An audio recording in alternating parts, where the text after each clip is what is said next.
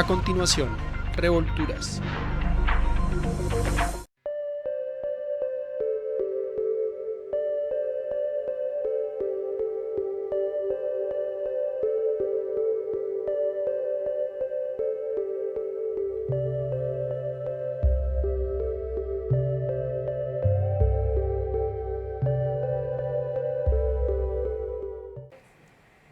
Hola, ¿qué tal? Borja Vilaseca, un nombre aparentemente nuevo, con una experiencia grandísima, con muchos libros escritos. Aquí está conmigo, Borja Vilaseca. La primera cosa cuando lo veo es que parece mucho más joven que lo de las fotos. Borja, ¿puedo preguntar cuántos años tienes? Sí, 44. Uy, pero ¿te tomaste el elixir de la juventud o qué? Eres muy juvenil, ¿no? Sí, yo me siento muy joven. Cada año me siento más joven. ¿Tú sientes que eso tiene alguna explicación un poquito más profunda, algo que no sea tan trivial? Hombre, una explicación así más mundana es que me cuido bastante. Ok. Cuido mi mente, cuido mi cuerpo, cuido mi espíritu, cuido mi sistema nervioso, tengo hábitos saludables. Pero estás congelado. Bueno, y luego para mí la explicación un poquito más así, más espiritual, es que mi vida tiene mucho sentido. Ok. Y eso es una cuestión interna, subjetiva. Vivo con un propósito muy claro desde muy jovencito y cada día me levanto muy motivado, independientemente de que venga la adversidad, circunstancias complicadas, duelos, pérdidas, lo que nos pasa a todos los seres humanos. Al final surge una motivación trascendente de cómo afrontarlas para crecer, para evolucionar, y a mí eso personalmente me mantiene muy joven de espíritu, ¿no? Bueno, lo acepto para un hombre de 44, pero ¿cuándo empieza un niño, un adolescente a pensar diferente? ¿Cómo era tu infancia? ¿Cómo te convertiste en el de los 44? ¿Cómo fue ese proceso, Borja? Bueno, como muchas otras personas, yo creo que todos venimos de familias más o menos disfuncionales, no hay educación emocional, no hay educación espiritual laica, y entonces crecemos con heridas de la infancia, ¿no? Sobreviviendo con muchos traumas, mucha falta de amor propio.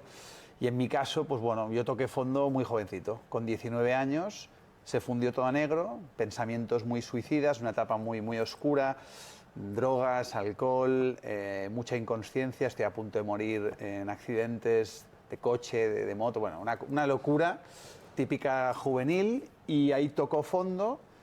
Y la sensación que tengo un poco es como que estoy como muy peleado con la sociedad, con los adultos de mi época, y de alguna manera pues no me suicidé, no me mediqué con antidepresivos, aunque seguramente igual me hubiera convenido, y entonces me quedó la última opción, que para mí es la revolucionaria, que es que tomé la determinación de conocerme a mí mismo y empezar a sanar, a entender realmente por qué sufro, qué me pasa por dentro, conocer cómo funciono.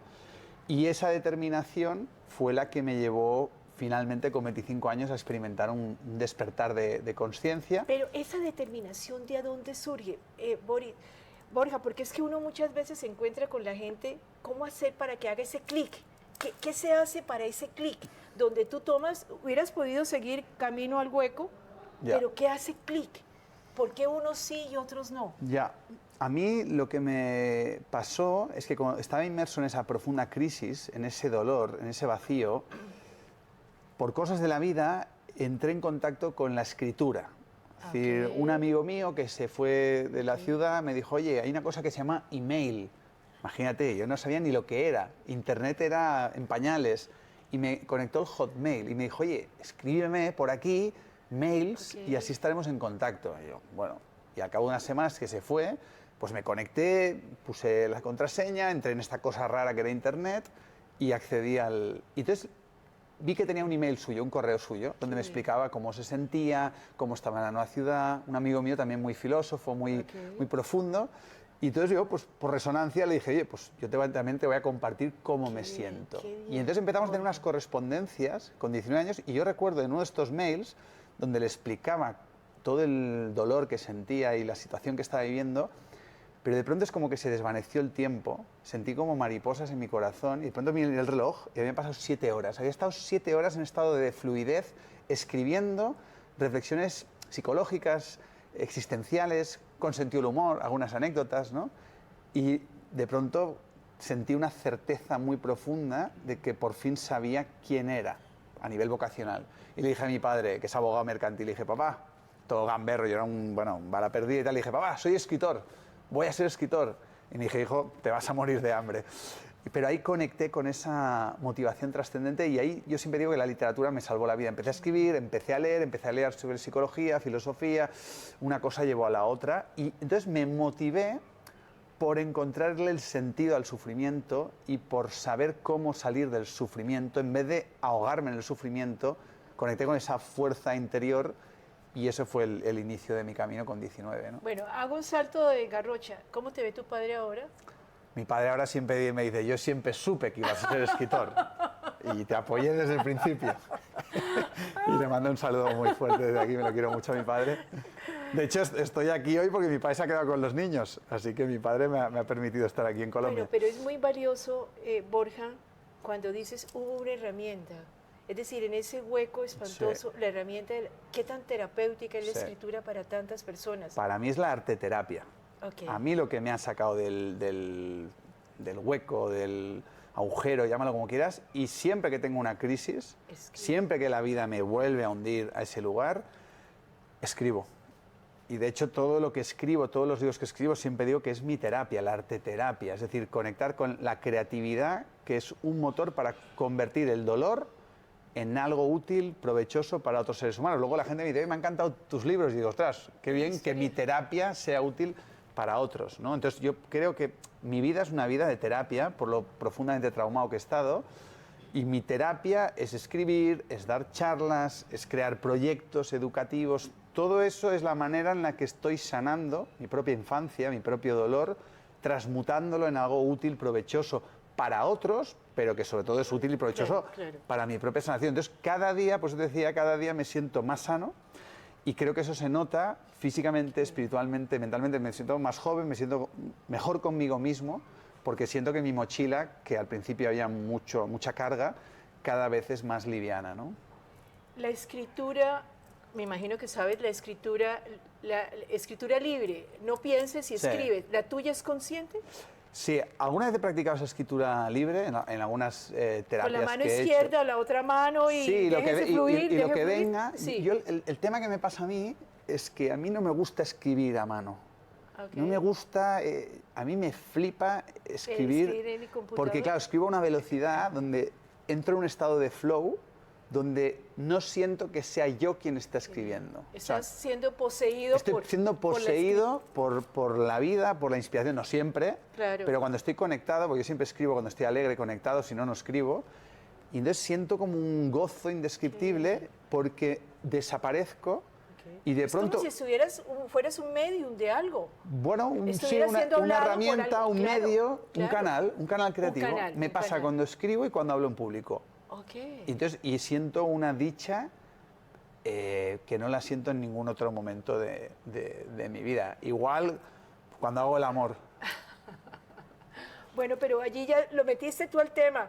¿Te separaste? Bueno, es que también el sexo y la creatividad creo que van de la mano. Okay. Cuando entras en un espacio creativo o sexual y desapareces, tú no estás en esos actos creativos sexual pensando en la lista, o sea, desapareces, desaparece la mente. Entonces yo veo una conexión bestial, entonces a nivel personal me pasa en ese ámbito, a nivel vocacional me pasa en el otro, y la verdad que me siento muy, muy bendecido por tener este tipo de herramientas que sé que cuando me conecto con ellas y que encima lo he profesionalizado, o sea, como mis hobbies, entonces me siento como muy agradecido. Bueno, pero entonces tú metiste el tema, respetando un poco, te separas y vuelves a ser un hombre solo, abandonado, triste, libre. ¿Qué calificativo? ¿Me separo y en qué me convierto o qué resulto ser? ¿A qué te refieres cuando me separo? Me separo de tu pareja. Ah, cuando mi divorcio. Tu divorcio, vale, sí, separación, sí. porque... Sí. ¿Allí hay otra crisis o una manera más tranquila de manejarla a través de la experiencia? Para mí ha sido desde que desperté, en mi vida consciente, ha sido lo más doloroso, lo más difícil que he afrontado en mi vida, y en ello me encuentro porque fue hace 2 años que me divorcié, que me separé después de 19 años de una mujer maravillosa. Nuestros caminos, pues como pareja, como muchas otras, han evolucionado. ¿Amigos? con 2 hijos, tienen ahora 11 y casi 13 años. ¿Hombres? La niña mayor y un niño.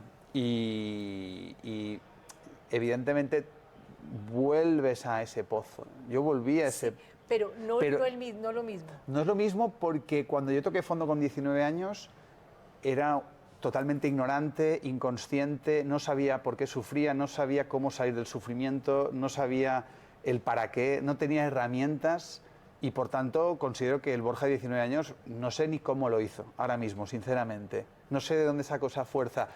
Con 42 años que me separé, fue muy duro, muy doloroso, pero ya sabía por qué sufría, ya sabía por qué me había pasado, ya sabía para qué, tenía herramientas, sabía cómo salir de ahí, entonces simplemente ejecuté lo que vengo predicando, pero el dolor no te lo quita nadie, el duelo no te lo quita nadie, y si lo vives con sobriedad, porque mucha gente no somos capaces de sostener tanto dolor y te automedicas con un montón de sustancias, legales, ilegales, socialmente aceptadas o no. Yo en este caso lo he vivido con plena presencia y el dolor te cruje y te transforma, ¿no? Pero te hago una pregunta cuando me dices, yo ya sabía, ¿qué le aportó a este hombre de 42 el muchacho de 19? ¿Qué quiere decir ya sabía? ¿Cómo viví ese dolor con la experiencia anterior? ¿Qué quiere decir ya sabía? Con 19 años yo no era consciente de ciertas heridas, sombras y limitaciones estructurales con las que había nacido esta personalidad. En los últimos 25 años las he hecho consciente, ¿no? Con la separación que entras en esta nueva caída al infierno, para mí ha sido y está siendo una oportunidad maravillosa para poderme meter con otra madurez, con otra mirada en esas mismas heridas que no supe sanar estando en pareja, ¿no? Hablamos de herida de abandono, herida de falta de amor, que se traduce en dependencia emocional, apego insano, ¿no? Y entonces cuando tú entras en un estado de solitud, donde ya no hay parches, ya no hay muletas, ¿no? Y te ves, como tú has dicho, cara a cara, a solas, con tu propia sombra, con tu propio dolor, con tus propias limitaciones, y entonces es muy doloroso, pero es una oportunidad maravillosa porque para mí el sentido de la vida es sanar. Una persona consciente, una persona despierta, sabe que su prioridad en la vida es sanar. La terapia, el autoconocimiento, la introspección. Entonces, hemos de aprovechar estas peores, mejores experiencias que nos da la vida para hacer realmente lo que hemos venido a hacer en esta vida, que es sanar, ¿no? Porque estamos todos bastante traumados. ¿Qué es el amor? A ver, entonces, ¿qué pasa con el amor? ¿El amor aumenta, disminuye? ¿El amor se pierde? ¿El amor se transforma? Para mí, el amor que a mí me gusta reivindicar es el que menos abunda en nuestra sociedad, que es el amor propio. Todo empieza por el amor propio, porque no hay separación entre usted y yo, entre yo y la vida. Entonces nosotros desde la carencia, desde la herida, buscamos o proyectamos el amor fuera de nosotros mismos. Primero en papá y en mamá, no nos lo dan. Crecemos con el agujero. Luego en la pareja. La pareja no te puede llenar el hueco. Por eso te apegas y te aferras a algo que jamás va a resolver. Luego lo proyectas en tus hijos. Vaya lastre, ¿no? Y finalmente llega, como decía Jung, la vida empieza a los 40 años. Lo demás ha sido investigación. Que es cuando realmente la gente empieza, y me incluyo, hacer un trabajo todavía más profundo del que ha venido haciendo y darte cuenta de que esto va de la relación contigo mismo, que el resto de relaciones son un juego de espejos y proyecciones. Entonces ahí aparece el amor propio. Entonces, claro, creo que un divorcio, una separación es una oportunidad maravillosa para hacer este trabajo, que estando en pareja es más complicado, lo puedes hacer, pero de alguna manera todos caemos en la comodidad, delegas, subcontratas, ¿no? En el otro, ¿no? Y viceversa. Entonces yo me encuentro en este momento apasionante para... Como tú dices, yo siento que soy mucho más amoroso ahora que hace un par de años, porque al final el amor que tú emanas viene de dentro a fuera. Primero viene hacia adentro, hacia ti mismo, y desde ahí el amor hacia los demás, hacia la vida, ¿no? Vamos a continuar ahora después de comerciales. Ya regresamos con Revolturas.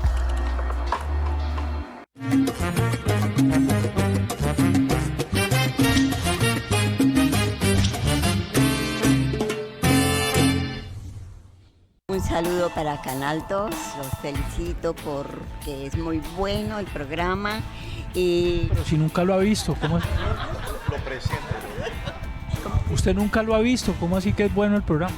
pero me imagino porque los caleños son buenos para todo. ¿Hay campaña? Es que dicen que yo me parezco a ella físicamente, pero me parece pero que... ahí ya no. Del Estás Agustín hablando Codazzi. como puro mamerto. No, del Agustín no, Codazzi. no Se me son acusa de ciertas. eso. Yo tengo un equipo de investigadores muy fuerte. ¿Y tú? No, les espera un buen futuro, que es el número 3. Evolucionen y lleguen al 3. Y así alguna vez llegarán al 4. No, que el 2 pasen al 1. Y los felicito por su salsa porque, bueno, hace mover mucho los pies y eso es desoxida. El reinado ha sido totalmente cancelado. Un saludo al Canal 2 y que sigan siendo el número 2.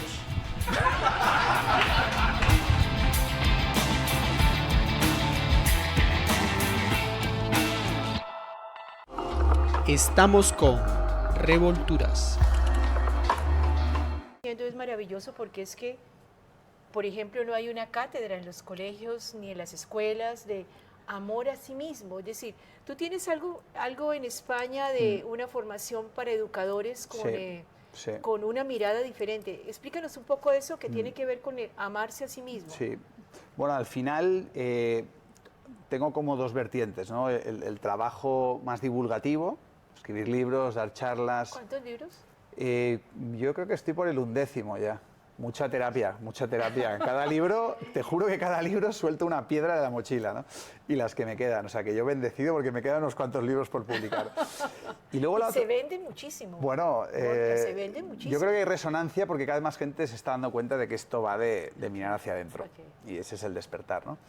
Y luego mi otra vida es la de emprendedor, la de empresario, la de inversor. Entonces aquí hemos montado básicamente un vehículo que ya es muy bonito porque han entrado inversores de España, de Iberoamérica, tenemos una socia colombiana muy potente. Y entonces hemos montado Utópica Labs, la utopía que nos mueve, que es fomentar el despertar de la conciencia a través de la democratización del autoconocimiento para adultos y de la transformación de la educación para niños. Entonces tenemos 3 proyectos de momento. Esto nos ha llevado 20 años, que es Terra, que es una escuela consciente para niños y niñas de 1 a 18 años, que ya es el 2º año que lo hacemos en Barcelona y es una nueva manera de educar, de acompañar, y el amor propio es un pilar en esta metodología, luego sí profundizamos. Luego tienes la academia, que es educación emocional, orientación vocacional para jóvenes de entre 18 y 23 años y es gratuito. Estamos en 9 países, estamos en Colombia, estamos en muchas ciudades de Colombia y esto se hace gracias a más de 1000 y pico voluntarios que son como unos 6 meses de clases gratuitas presenciales para chavales que están perdidos por el sistema educativo industrial y se quieren reinventar. Y luego Cuestiona, que es como una universidad consciente, una comunidad de ¿Qué autoconocimiento, mundo de cosas? que es para mayores, que es como maestrías de autoconocimiento, de coaching, sobre todo de gente que se quiere dedicar profesionalmente a ser ese 1% que marca la diferencia, ¿no? De agentes de cambio para impulsar este nuevo paradigma educativo, ¿no? ¿Eres optimista sobre el futuro de la humanidad? Yo soy un eterno optimista, sobre todo con el cambio individual. Si pienso en el colectivo... De arriba para abajo no habrá ley, ni gobierno, ni nada que cambie para abajo. Si pienso en el colectivo, pierdo cierta energía. Cuando pienso en el individuo, y eso es lo que he visto en mi vida, y esa mancha de aceite, ese contagio, porque es una minoría de personas que están comprometiéndose con su propia sanación, su propia transformación. Esta es la revolución que está habiendo y esto es imparable. Ahora, es minoría. Hablé con ChatGPT y le pregunté el otro día qué tanto por ciento estimas de la población mundial que está verdaderamente comprometida con su sanación, con su despertar, con su autoconocimiento. Y me dijo, mira, el 90% están dormidos. Y esto, victimismo, culpas afuera y el statu quo se aprovecha de la inconsciencia colectiva, ¿no? El miedo como herramienta de control social, ya lo sabemos, ¿no? El 10% dice, tenemos un 5% que va a charlas, lee libros, pero que no acaba de integrarlo, porque es muy doloroso. No de conectarlo. Claro, porque es muy doloroso conocerse. Y un 5% que está despierto, transformando la realidad, liderando el cambio y es imparable. Dices, bueno, si seguramente le hubiéramos preguntado a ChatGPT hace 20 años, estoy convencido que la estadística, te aseguro, que te diría 0. O sea, que hemos pasado de casi 0 a un 10%. Bueno, son datos así un poco...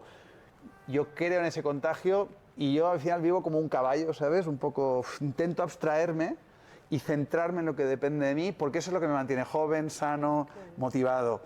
Si empiezo a abrir la lente demasiado y a ver lo que pasa en el mundo y la sociedad, entonces te coge ese virus del cinismo, del nihilismo y te contagia. Nosotros decimos en Colombia no importaculismo.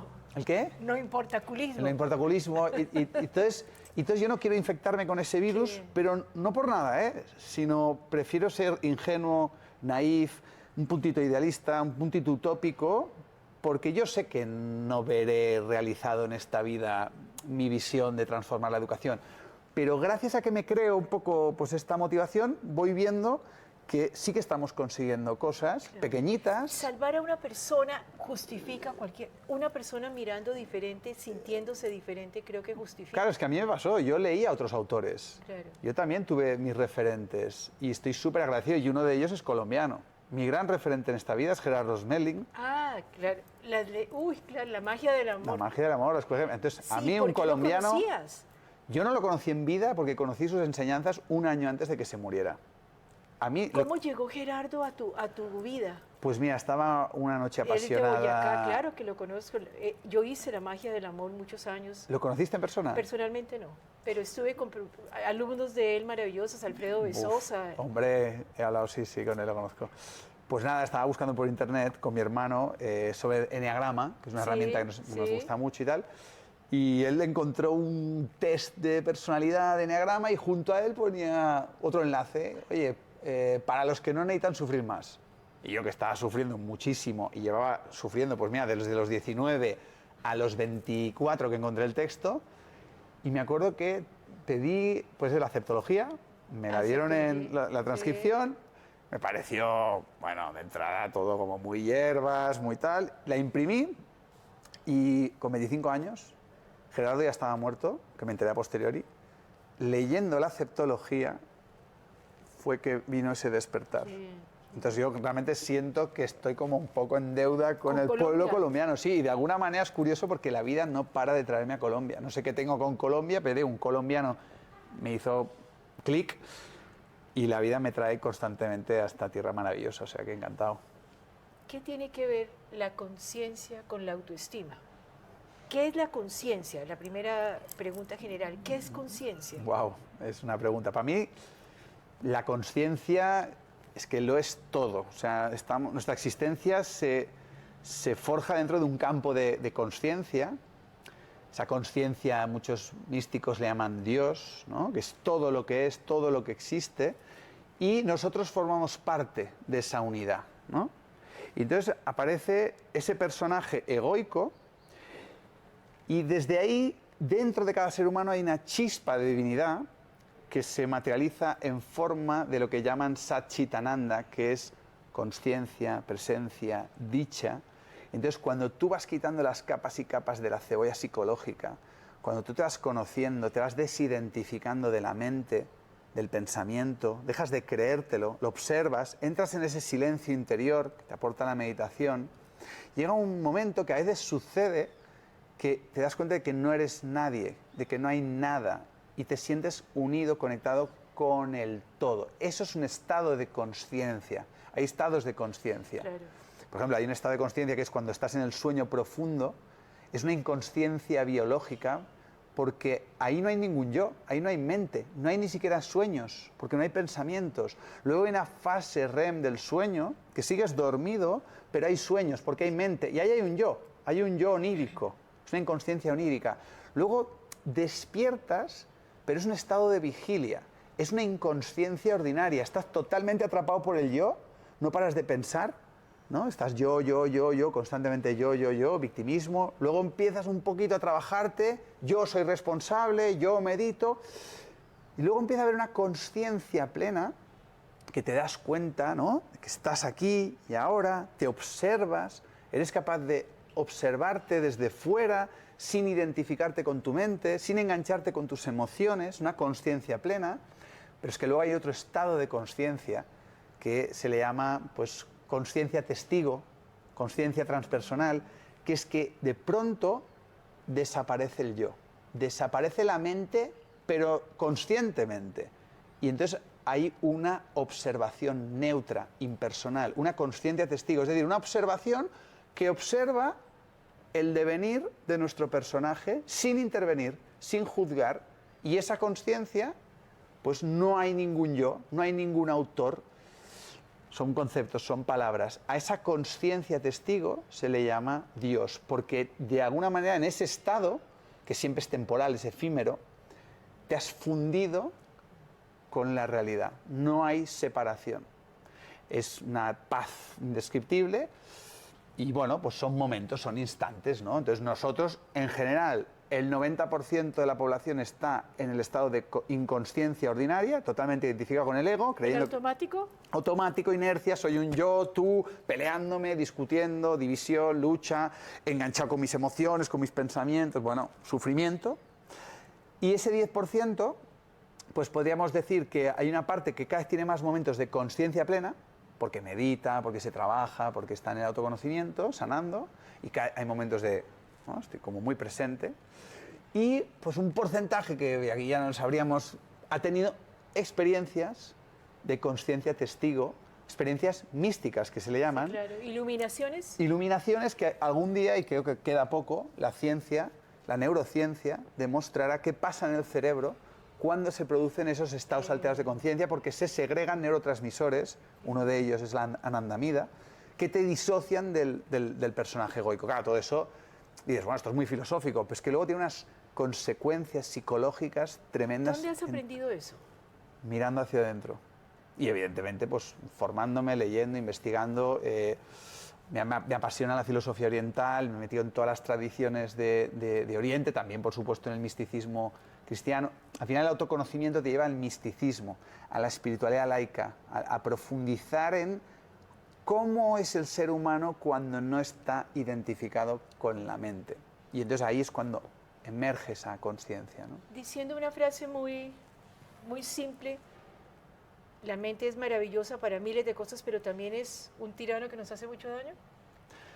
La mente dicen que es un siervo estupendo, un amo muy tirano, ¿no?